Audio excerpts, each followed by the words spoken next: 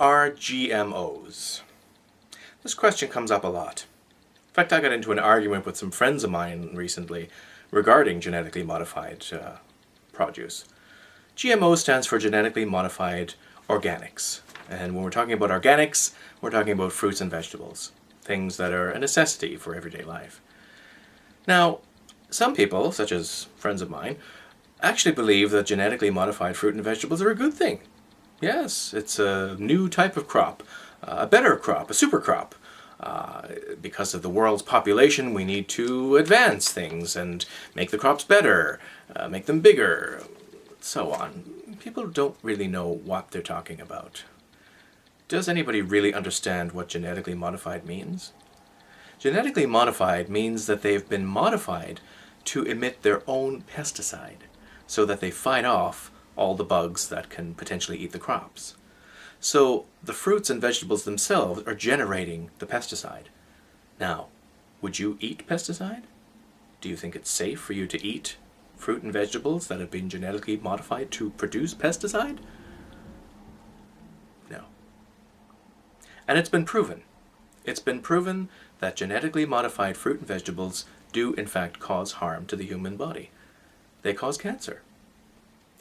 Here's a picture of some rats that were fed genetically modified produce and the tumors that they developed as a result. So the proof is there.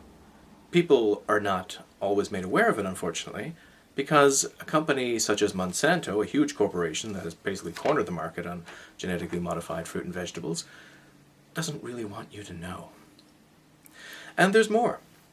A company in Canada now called Okanagan Specialty Fruits is now pushing for their genetically modified apples to hit the market.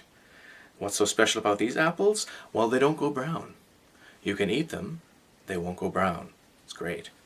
The company recently submitted an application to the Canadian Food Inspection Agency to launch their initiatives to get the apples to your local grocery market and reap improved industry sales.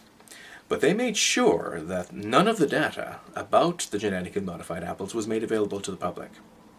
Now, after providing virtually no information to the citizens of Canada, and submitting only 2 pages of information on the product actually written by the company, Okanagan Specialty Fruits is now set on a United States release. So watch out, USA, they're coming your way too. Once again, this is another example of big corporations getting their way because they have the means and the money to do so. Do they care about the health of the people they're serving up these non-browning apples to? Of course not. They're making a profit. As far as they're concerned, they're doing you a favor by creating these special apples so that you can enjoy them longer.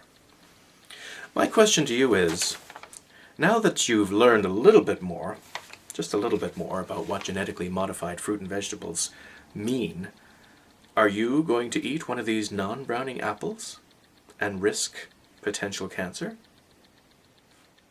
I'm Eric, and this has been your wake-up call.